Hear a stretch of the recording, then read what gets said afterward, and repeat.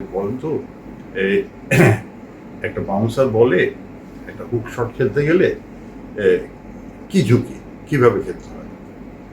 তেমন ওনাকে বললাম যে দেখেন স্যার, বাউন্সার বলে হুক শট খেলতে গেলে প্রথমে সাহস লাগে, কারণ আপনি বলটাকে বডির সাথে অ্যালাইন করতে হবে। বলটা যদি বডি বরাবর না হয় তাহলে বলটা ব্যাটে বলে করতে পারবেন না।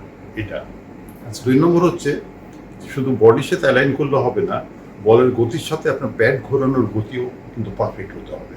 আপনি যদি আগে খেলে ফেলেন তাহলে ব্যাটের টোতে বল লাগবে আর ক্যাচ উঠে যাবে।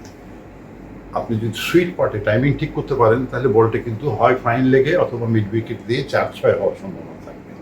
আর যদি দেরি হয়ে যায়, আপনি টাইম বিট মানে পেসে বিট হয়ে যান, তাহলে বলটা ক্লাইম্ব করে যাবে আপনার এই মানে হাতের কাছাকাছি, হ্যাঁ, কলারের কাছে চলে যাবে, ব্যাটের কলার যেটা হয় সেখানে যে আপনার লাগবে। তখন আপনি হয় লং লেগে না হয় ফাইন লেগে ক্যাচে ওঠার সম্ভাবনা থাকে, এমনকি কট বিহাইন্ড হতে পারে। তখন বললেন যে ইউ আর রাইট। তারপরে আমাকে বললেন আপনি যান, আমরা আপনাকে জানাবো। চলে গেলাম, যে ওই আমার সালাউদ্দিন যে বন্ধু ছিল তার ওখানে বসলাম। সালাউদ্দিন কিছুক্ষণ পরে এসে দেখি খুবই আনন্দিত এবং আমাকে জড়িয়ে ধরে আমাকে চুমুটুমু খাওয়া শুরু করে দিল। আচ্ছা, আমি বললাম কি ব্যাপার, তুমি করছো কি এগুলা লোকজনের মধ্যে, অফিসের মধ্যে? হচ্ছে দোস্ত, খালি তুমিই পাস করছো, আর এই অডিশনে কেউ পাস করে নাই।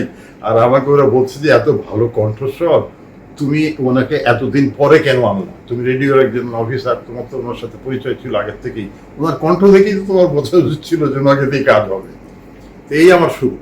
আচ্ছা, এবং সেটা 80 সালে আমি অডিশন দিয়ে শুরু করেছি, এখন তো 24 চলমান, মানে প্রায় 44 বছর Yes.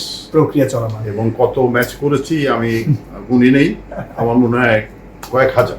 একেবারে একেবারে যথার্থ বলে